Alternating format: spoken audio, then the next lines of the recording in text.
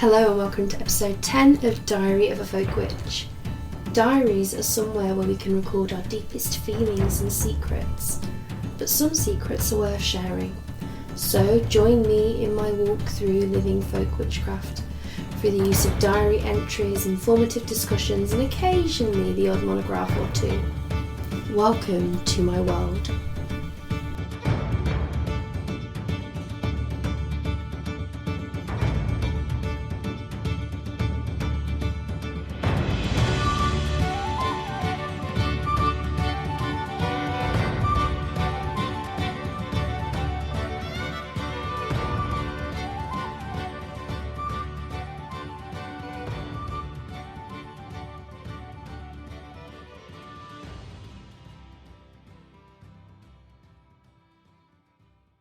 Date October 1st, 2024.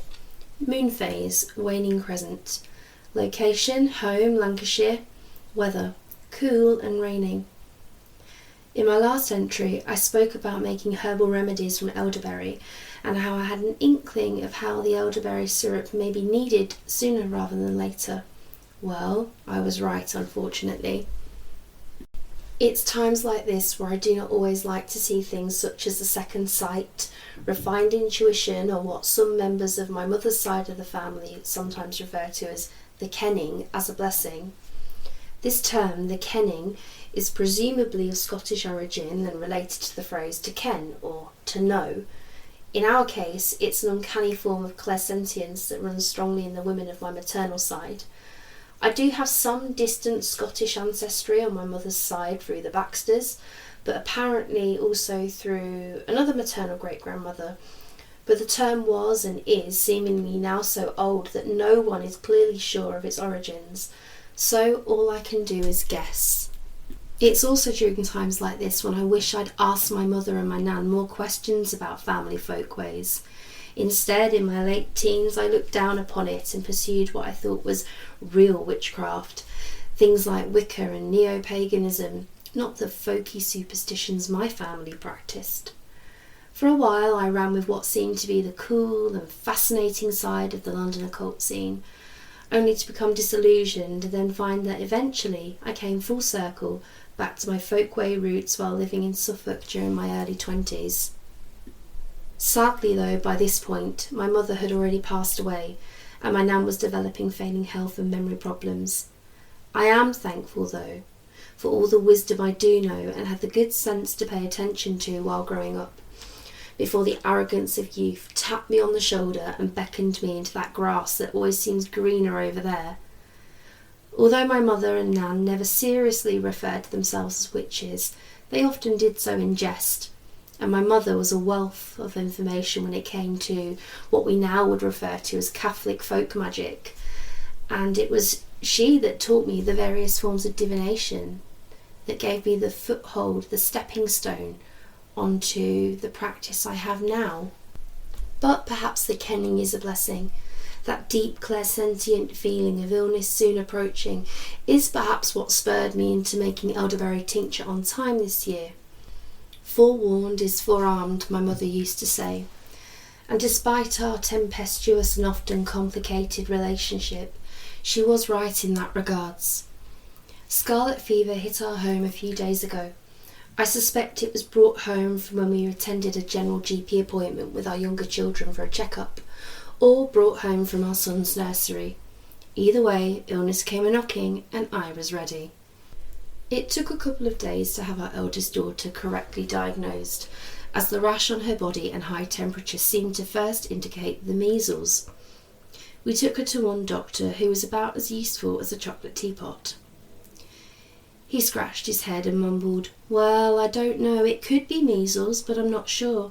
I've never seen a case, and we don't have any throat swabs in stock, I'm afraid. Go home, keep her hydrated and come back if she gets any worse." A truly shocking consultation really, but there you go. However, the strawberry tongue that developed in my daughter's mouth the next day was to me a giveaway of scarlet fever instead of measles.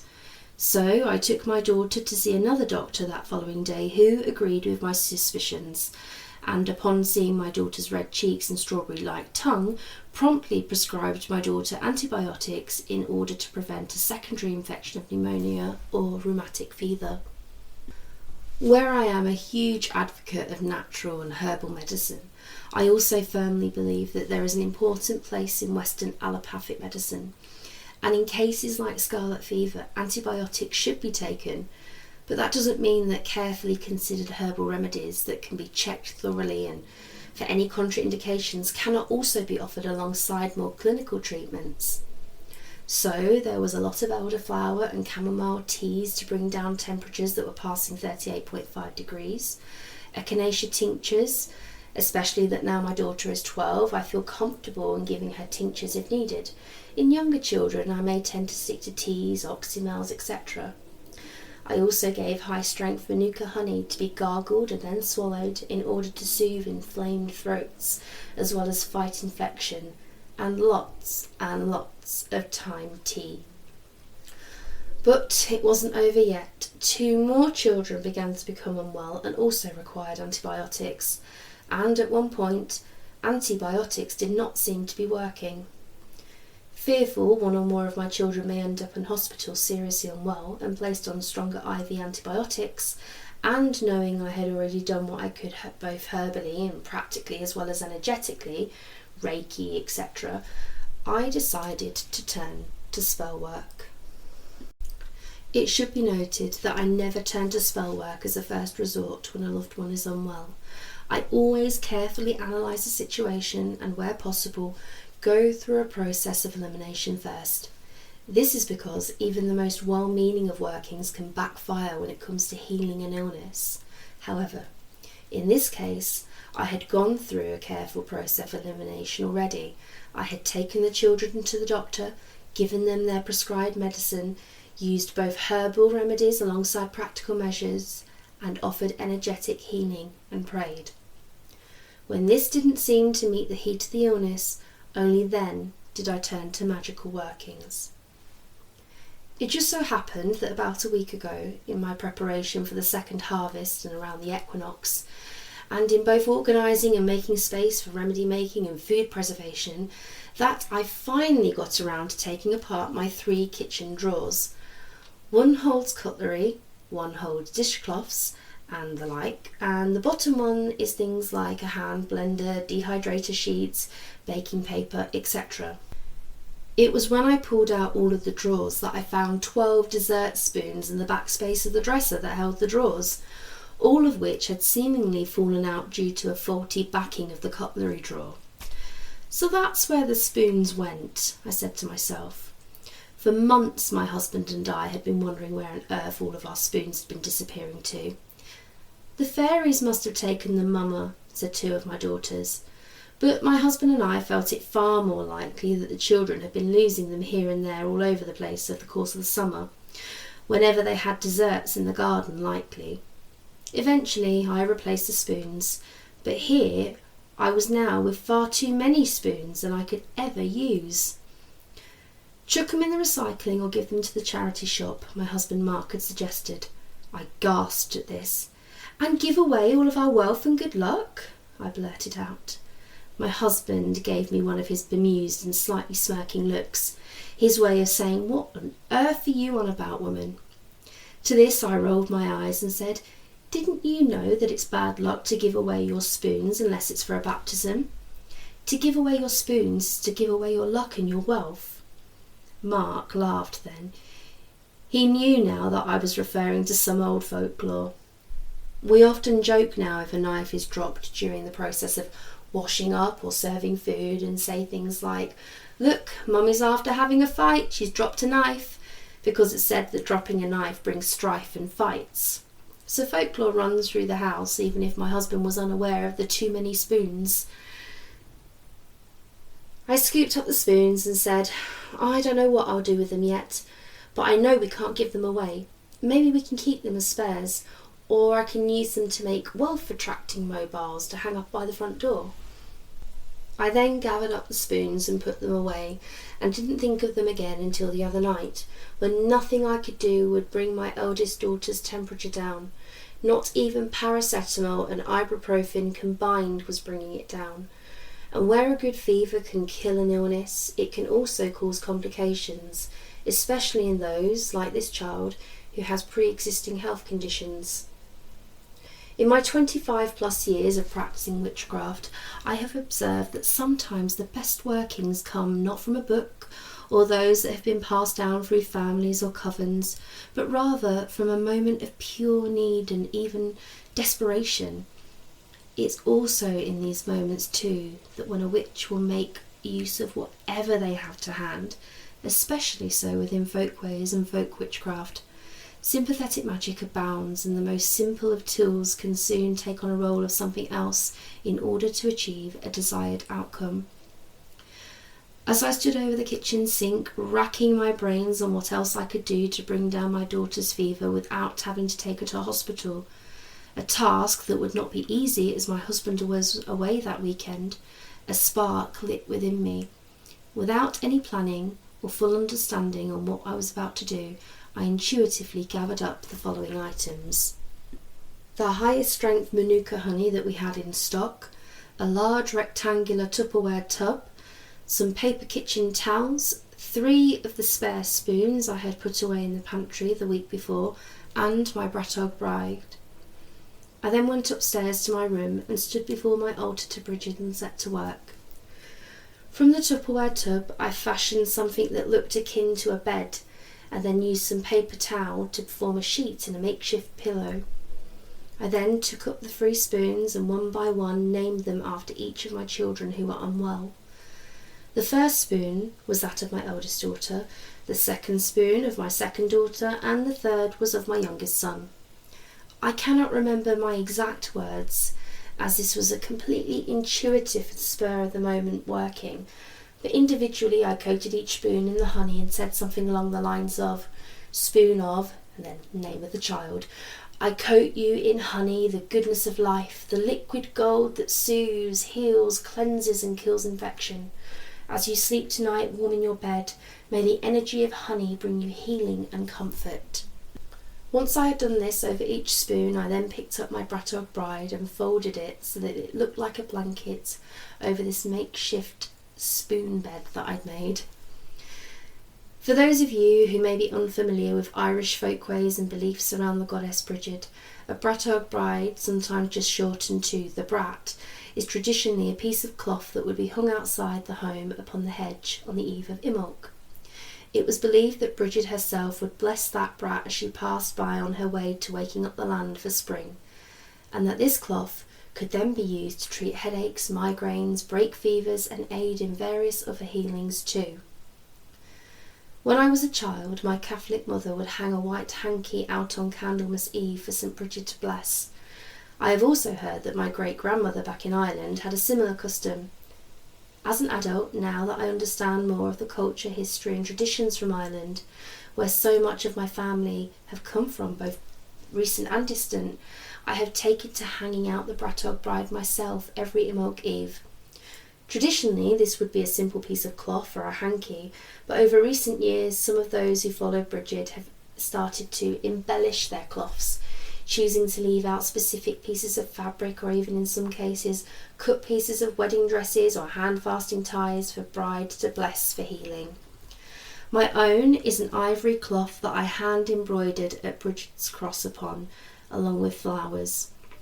In some Irish law it is said that you should never wash the brat throughout the year, even if it's been used upon a sick person, for to do so is to wash away a bride's blessing, and that if you do need to wash it on the morning of Imbolc Eve, so that way it's ready for a new blessing. With the Goddess Brigid acting as a blanket over this spoon bed working, I called upon Brigid to please heal and protect my children, and I said something along the lines of, Blessed Bride, matron goddess of our home and hearth, you who helped me to have children when I was told I could not have any, you who guided my husband and I together and was present at our hand fasting held on your blessed day of Imbolc in 2020, and whose name was gifted to one of our own children to honour you, please hear my prayer. You have shown your power and mercy many times, and I am always humbled and grateful. I ask that you now please help me again tonight. Please heal my children who are sick with scarlet fever. Break their fevers and wash away their ills. To you I give my unwavering faith, love, trust and respect. My thanks and gratitude goes to you as always. I then kissed the Goddess Bride and walked away, knowing full well that Brigid had heard my prayer and seen my working, and that if she could help, she would. 2 hours later, my eldest daughter's fever finally broke, and by morning her antibiotics seemed to be finally taking effect. My other 2 children seemed to be in brighter spirits too. Was this the natural progression of illness burning out of the system and the antibiotics taking effect? Or was it down to my working to Brigid? I believe it was a little bit of both. But it was the working that finally broke the dangerous fever in my eldest daughter and finally shifted something in her body to accept the medicine. She was the only child who did not seem to be responding to treatment, and then suddenly did. The next morning, I carefully washed each spoon and took the names away from each spoon. For example, child named Jane, you are cleansed and well. This spoon is now a spoon and you are now back to being well. Within my personal practice, and taken as well from some of the things that I have been taught by other folk witches and practicing family members over the years, I always take away names from something that has been used in this kind of working. So it might be a poppet, or in this case it might be a spoon, because it then ends the working and it severs the tie energetically. To leave a name of a living person attached to an item like that, it can cause problems further down the line if you don't take the name away. So simply just taking the name away ends the working completely and energetically. As I washed the spoons, I envisioned the illness held within the honey now was being washed away down the drain and taken far away from the home. Similar to the kitchen towel that was used for pretend bedding, I shredded it by hand and then flushed it down the toilet, so sending the sick sheets far away from the home. The Tupperware was washed and put away, and the Goddess Bride was kissed in gratitude and carefully folded and put away too, ready for its next use. And it was all as if nothing had happened. Suddenly spoons were just spoons once more, and Tupperware was just another KitchenAid. There was no lingering scent of incense to suggest that I'd done a working, or any candle wax to clear up. All was secret and discreet, much like the way in which folk witches have been working for millennia, using everyday tools for secret ways without anyone ever suspecting a thing. It is only very recently that nearly every Western witch has access to tarot cards, oracle decks, crystals, expensive wands and the likes. When I was brought up around folkways, I was taught that a spoon, a mop, the broom or a pair of scissors was just as powerful as any crystal ball or wand when needed for a working. As things began to calm down at home and the children got better, I began to reflect upon all of the kitchen lore that I was either taught or have collected from various sources over the years. Some little kitchen folkways seem to be quite niche, others seem to be more regional or even international, likely from where various Europeans travelled through the world through colonisation and the bringing of their own folkways and customs to other countries. Other pieces of lore that I shall share do not seem to have any direct source of origin. Here is a rough list of various kitchen folkways, workings and superstitions that I know of, many of which that I actually practice still today. I say a rough list as I will undoubtedly remember other bits and pieces over the coming days or while I'm editing this podcast later. However, here is the list and I hope you enjoy it. Never give away a spoon unless it's a baptism gift. To do so is to give away your luck in fortune. Dropping a knife bodes trouble and strife. A fight will happen. Never gift a newly engaged or married couple knives or scissors. It will sever their love and cause fights. I have first-hand experience of this piece of advice, as my now ex-mother-in-law gifted me a kitchen knife set when I first became engaged to her son. I was very uneasy about accepting those kitchen knives because I knew the old folklore, and I suspect she did too, because she just had this odd half-smirking look on her face as she handed them over, and I knew full well she didn't like me. But, not wanting to look rude, I felt I had no choice but to take those knives. It was a very unhappy marriage, and I escaped in 2015. If you find someone has left a pair of scissors open, only close them under running water and then leave them to air dry. Otherwise, your relationship with the person who left them open will supposedly be severed. Either this or the next time the scissors are used, they will sever the good fortune of the person using them. If a broom or mop falls unexpectedly for seemingly no reason, it means a visitor is coming, and often an unwanted one. Leave a pound coin in each cupboard or food space that stores food. This will attract wealth and means you will never go hungry. If you're listening to this entry from a country that uses a different currency, why not try a euro or a dollar? I think I've referred to this piece of folklore in either a previous podcast or perhaps even one of my articles in Pagan Dawn magazine, and in my family we call it the cheeky pound, and every single one of my food spaces has a pound coin, and I swear by this small act of folk magic. So please feel free to try it. Always offer food and drink and be hospitable to guests, even if you don't like them. Otherwise, they, their people, or their ancestors may ill-wish you. Never waste honey. If you've finished a jar of honey, always swish the jar around with boiling water to melt away the honey residue. Then, when it has cooled, pour it in your front garden to attract good fortune and abundance. Wasted honey is wasted fortune.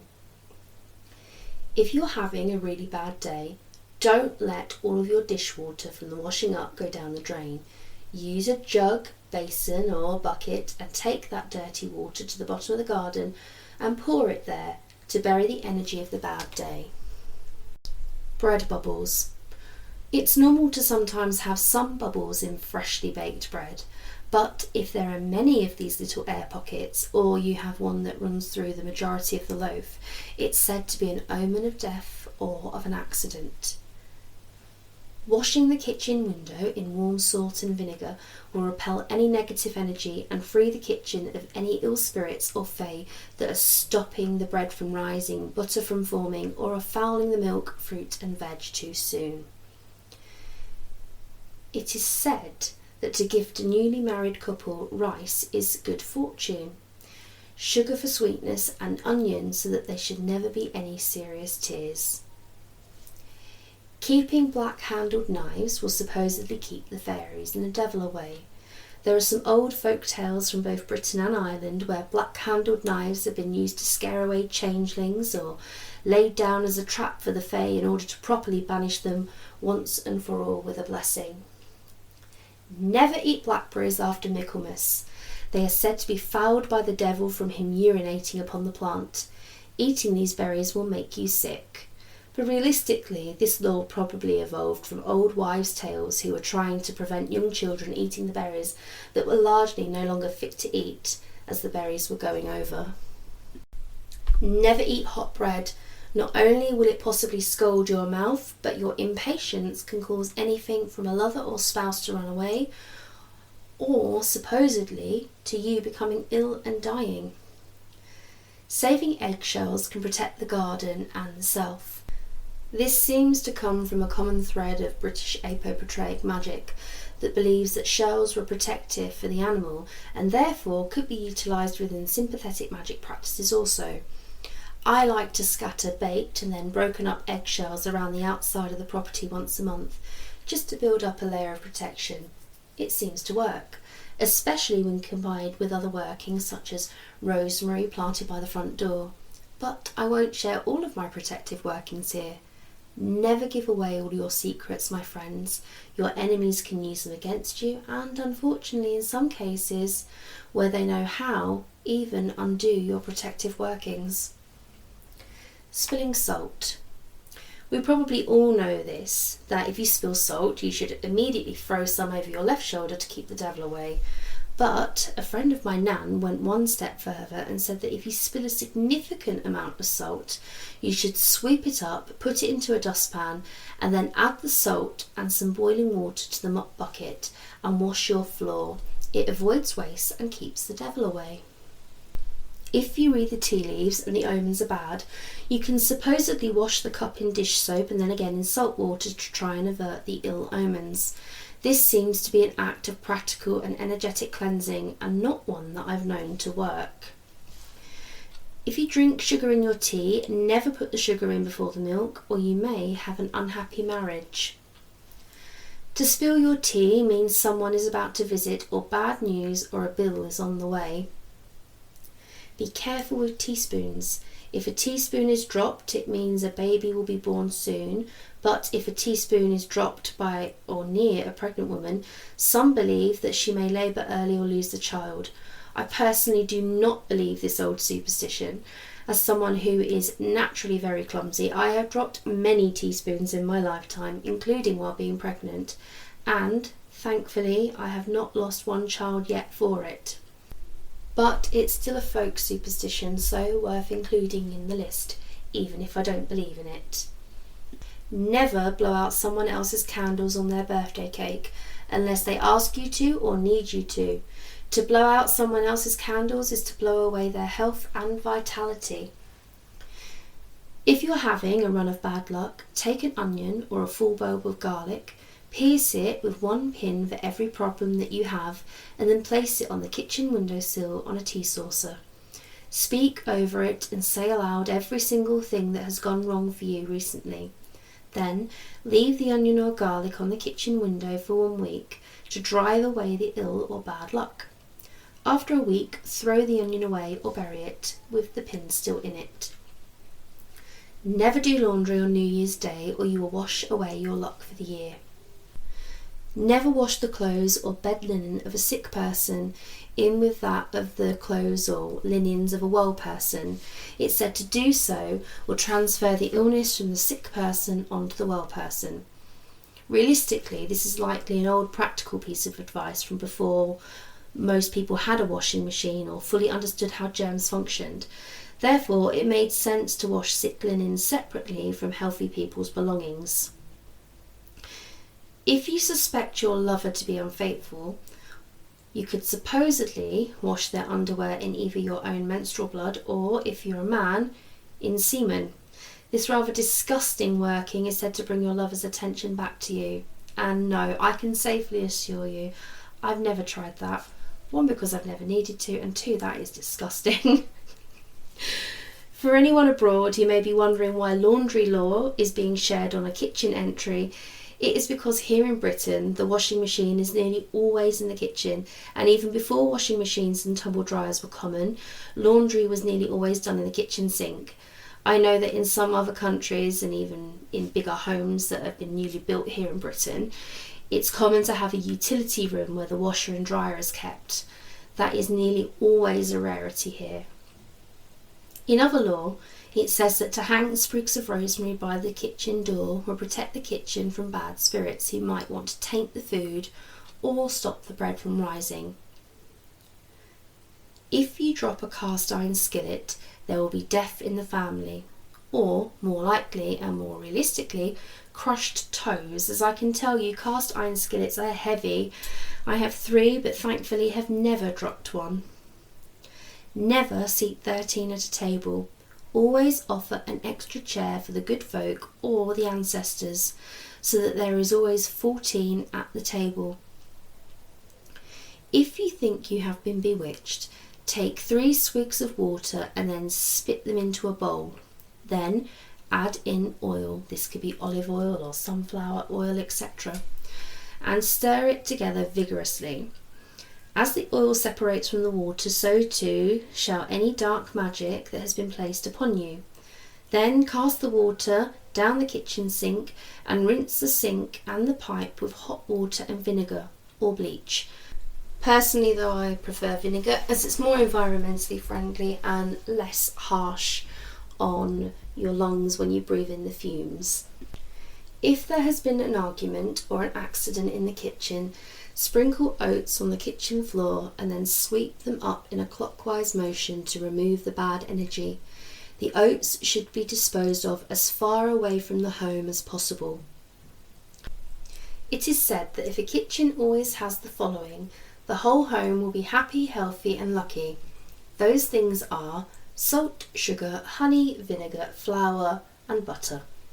A similar law states that there isn't a thing that cannot be fixed as long as you have in store salt, vinegar, honey, butter, thyme and oats. Never bake if you are unwell, have just given birth or are convalescing. What little energy you have will be taken by the bread when it rises. If you drop a knife and it lands pointing towards yourself or someone else, that person will experience misfortune. If you have lost money, sprinkle cinnamon or mint leaves into your purse to attract more wealth. If you accidentally crack an egg, cook it immediately and eat it immediately. Wasting the egg invites poverty, eating the egg brings vitality. If a couple cannot afford wedding bands, it is said that they should have some fashioned from the family silverware. My husband did something very similar for his choice in wedding band. My wedding ring is a silver band with a triquetra in the centre of it from Ireland, and his is a handmade sterling silver band made from a fork. It might sound really weird, but it's actually really unique and a beautiful artsy piece. If you're making soda bread, always mark it with an X prior to baking it so that you can let the fairies or the devil out. A double yolked egg is an omen of either a shotgun wedding or a pregnancy to be announced. If you've cooked a chicken, always pull the wishbone with a loved one, or there will be missed opportunities and luck passing you by. Fresh flowers in a vase in the kitchen will invite peace and harmony. You can kill more flies with honey, so they say. A kitchen table is never just a table. It is a place of magic, union, communion, celebration, study, nurturing, and a place of debate, where wrongs are put to right and secrets are shared and heard. Therefore, it should always be treated with respect. Never lay a tablecloth out if an unwanted visitor arrives, but always offer them food and drink. This way you offer no blessings or insults. If an undesirable person has left the home, sweep the whole of the downstairs from kitchen to the front door to rid the home of that person's energy. Never kill a spider that lives in the kitchen. He's bringing you luck and keeping the flies from your food. Keep your kitchen curtains closed on Halloween so wandering spirits can't give your food the evil eye and cause it to rot. It is said that when moving into a new home, wash the kitchen counters, cupboards and dining table in whiskey to bring in joy, love and celebration. However, when moving out of a home, always leave one item of food in the cupboard for the next occupants as a sign of generosity and goodwill. I was always told that a fresh bag of sugar or rice were good choices, and even if they don't get used or accepted by the new tenants, you have at least showed generosity, which in turn brings you good luck. Never go to bed on an empty tummy or you'll have nightmares. Also, one folkway remedy of healing nightmares is said that if you suffer from nightmares, you should eat a piece of bread before going to sleep and add a sachet of oats under your pillow to soothe your dreams. If you have a sore throat, gargle hot vinegar and sugar. This is one remedy that my nan always used to do, and it is disgusting. I really did not like it, but credit where credit's due, it really did work. It really did soothe the sore throats whenever I had tonsillitis. In some old folkways regarding nursing and new mothers, it's said that if a nursing mother should have sore or swollen breasts, She should try cold cabbage leaves or lettuce leaves held against the breast, and this will soothe the pain and swelling.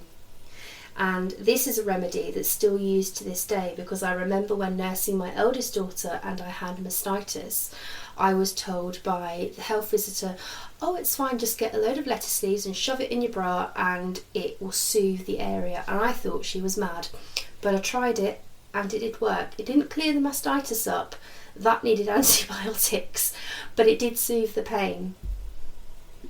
Likewise, another folkway remedy is that a paste made with warm oats, bentonite clay, honey and salt will soothe boils, spots and supposedly also mastitis.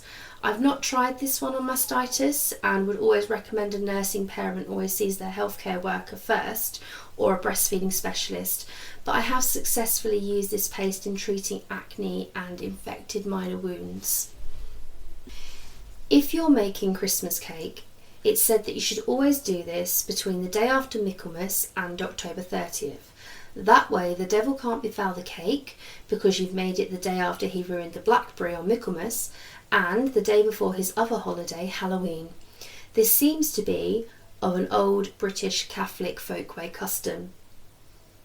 If your bread will not rise, wash the kitchen doorstep with a mix of wood ash, coal dust and vinegar. This will supposedly rid you of any bad luck fixing to your bread. This folkway comes from Lancashire and was shared to me by a local witch.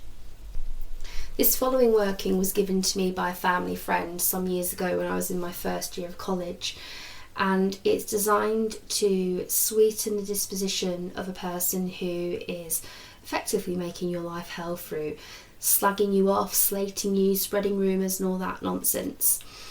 What you do is you take a biscuit, the sweetest biscuit you can find, and you crumble it up.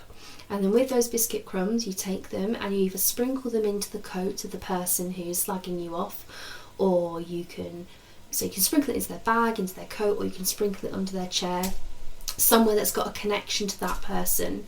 And I was always told that Pink Panther wafer biscuits or pink macaroons were the perfect choice, because they're not only very sweet, but the colour pink would further sweeten the disposition of the person in question. I did try this. I did try this working on someone when I was working at a department store in South London, and it did actually seem to work. So there you go, that might be another one for your book of shadows. Always keep a jar of coffee in the house, even if you don't drink it, and always bring a new jar into the house for New Year's Eve to bring good luck, vitality and endless potential. The following two workings have their origins in Croydon, which is now a part of South East London, formerly Surrey, from around the time of the Second World War, and they were passed on to me directly by a friend of my nan who, like her, survived the Blitz. The first working is about how you can besmirch or muddy the name of an enemy, seemingly usually that of a woman, either someone in the workplace who's been slagging you off, or of a woman who perhaps is trying to lure your husband away from you. To do this working, to muddy the name of another person, it's said you must write the name of that person on a piece of paper, and then, making a paste out of gravy granules and warm water, use that paste to smear the name of your enemy. Once that piece of paper is dried, you then burn it and scatter the ashes. The second working is one designed to break up an affair, and I presume it was probably created by a woman who was angry at her husband leaving her for another person. So the working goes as follows. You should make a mixing of sour milk, rancid oil and urine. Mix them together and then pour them into the garden of the person having an affair with your partner. This is said to then break up the affair and hopefully bring the spouse home. To cheer up a friend who is down, or to sweeten the disposition of a person who is short-tempered with you, it's said that you should write their name on sugar paper and then submerge the name in honey. This working was given to me by a family friend when I had trouble with a certain cantankerous teacher in school who seemed to take an instant disliking to me without any cause or justification. The working did the treat, and I have used it since to soften the edges of grumpy and hostile folks, and it works beautifully. And last but not least, it is said that if you take a blob of butter and smear it upon the forehead of a newborn baby, you will bless them with wealth, good fortune, good luck, and beauty. I hope you've enjoyed today's entry. I've certainly enjoyed recording it and reminiscing on all these many folk ways, customs, superstitions and workings that have been passed on to me throughout my lifetime, and I've been actively collecting all these pieces of folk ways and spells for about, actively collecting them now probably for about 17 or 18 years, either from family or friends, and sometimes people in the community, or just tidbits that I happen to pick up here and there from what many of us refer to as wayside witches. So it's been good to reminisce on some of those things and collate them all together. Well, I say all, like I said earlier, I'll probably remember in a bit, oh damn, I forgot such and such, I should have added that in. But never mind. Thank you so much for listening today. I hope you'll join me again for the next podcast. From the time, mists and distance between us, blessings from me to you. Thank you so much for joining me this week on my podcast. I hope you enjoyed it. Once again, I have an Instagram and a Facebook page under the name Diary of a Folk Witch. I also have the website diaryofafolkwitch.com, and you are more than welcome to check out my work there. I am in the process of trying to set up a Patreon. I have had people ask me, and that is such a wonderful blessing to know that there are people out there who want to support my work. So I will keep you posted on when that is set up, and providing I have the time and the health to do it, I will also be looking at setting up a YouTube channel in the spring. So fingers crossed that will happen. But with having 5 children, sometimes things don't always happen on time, so please be patient with me. And thank you again so much for listening. Take care.